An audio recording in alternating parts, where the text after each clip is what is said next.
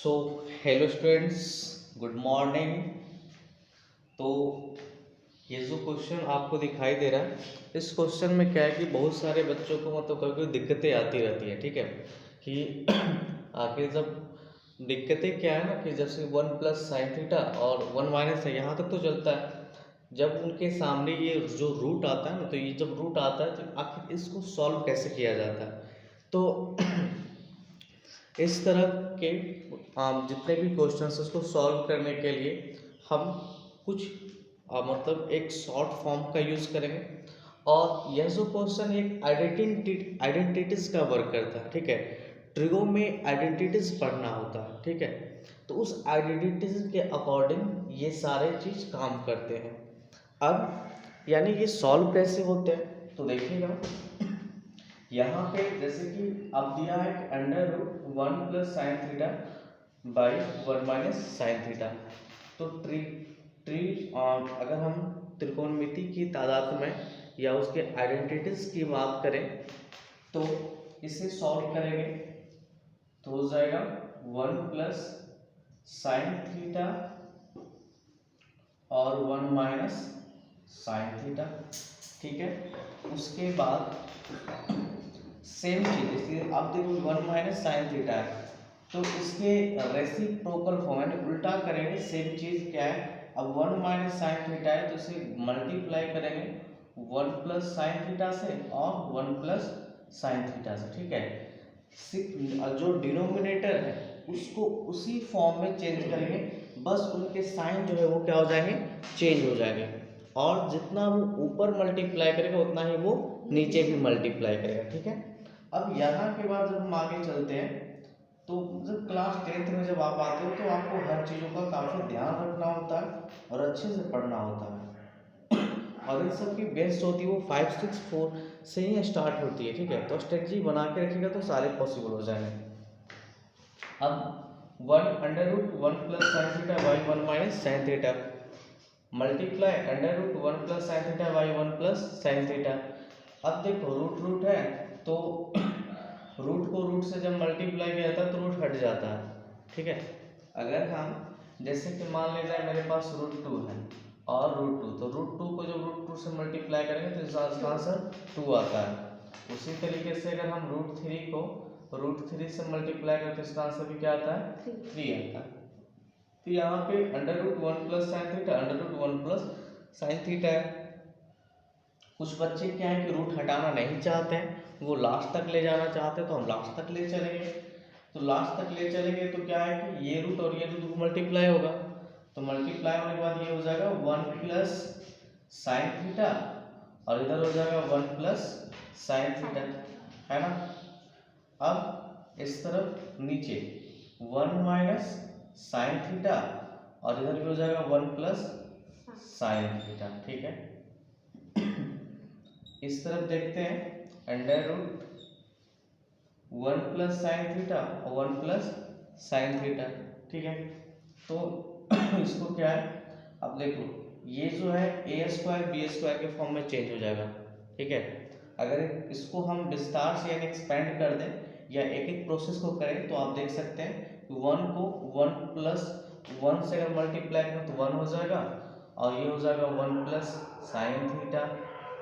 उसी तरीके से साइन थीटा को करेंगे तो साइन थीटा और हो जाएगा आपका साइन स्क्वायर थीटा। ठीक है, तो इतना ज़्यादा प्रोसेस करने की ज़रूरत नहीं है, हम लिखेंगे यहाँ पे वन प्लस साइन थीटा का होल स्क्वायर। ठीक है, इतना काम, यही सेम सेम चीज़ आएगा, बाद में वो सब सेम चीज़ आते हैं। ए माइनस बी, यहाँ का जो फॉर्म है ए माइनस बी और ए प्लस बी, तो इसका फॉर्मूला होता है बाबू ए स्क्वायर माइनस बी स्क्वायर। ठीक है, ए स्क्वायर माइनस बी स्क्वायर, इसी फॉर्म पे आगे भी काम करेंगे तो one minus sine theta one plus sine theta, तो यहाँ हो जाएगा अब ए स्क्वायर, तो ए में क्या है वन का स्क्वायर, अब बी में क्या है साइन स्क्वायर थीटा, है ना। समझ में आ रही बात, समझ में आ रही है? Yes sir. ठीक, आए समझ में तो बताइए। अब देखो one plus sign square theta, ठीक है, इसकी तो कोई मतलब कोई दिक्कत नहीं है, इसको अभी ऐसे ही रहने दो। लेकिन बाबू 1 माइनस साइन स्क्वायर थीटा ये चेंज हो जाएगा कॉस स्क्वायर थीटा में। अब आप पूछोगे कि क्यों हो गया चेंज, तो चेंज होने का रीज़न मैं बता देता हूँ।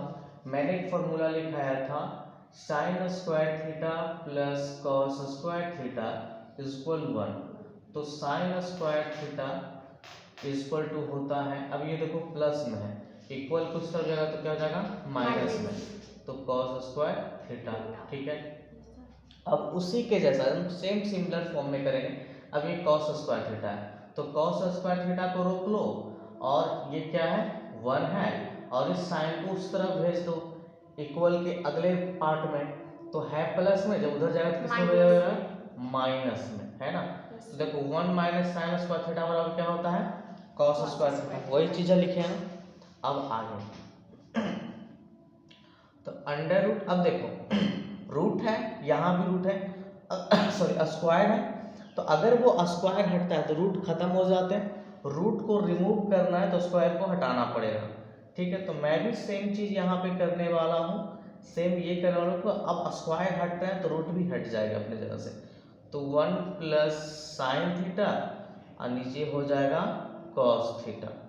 अब देखिए अब नीचे क्या बचा कॉस थीटा, अब इसको इस तरीके से आप लिख सकते हैं 1 बाई कॉस थीटा अब प्लस साइन थीटा बटा कॉस थीटा। ठीक है, आप इस तरीके से लिख सकते हैं। अब देखो 1 बाई कॉस थीटा, तो यहाँ हो जाएगा बाबू सेक थीटा अब प्लस टैन थीटा, ये फॉर्मूला है sign theta by cos theta का। तो बहुत सारे बच्चे को ये तक दिक्कत होती है कि आखिर इस तरह के क्वेश्चन को कैसे सॉल्व किया जा सके, तो ये फॉर्म से आप सॉल्व कर सकते हैं।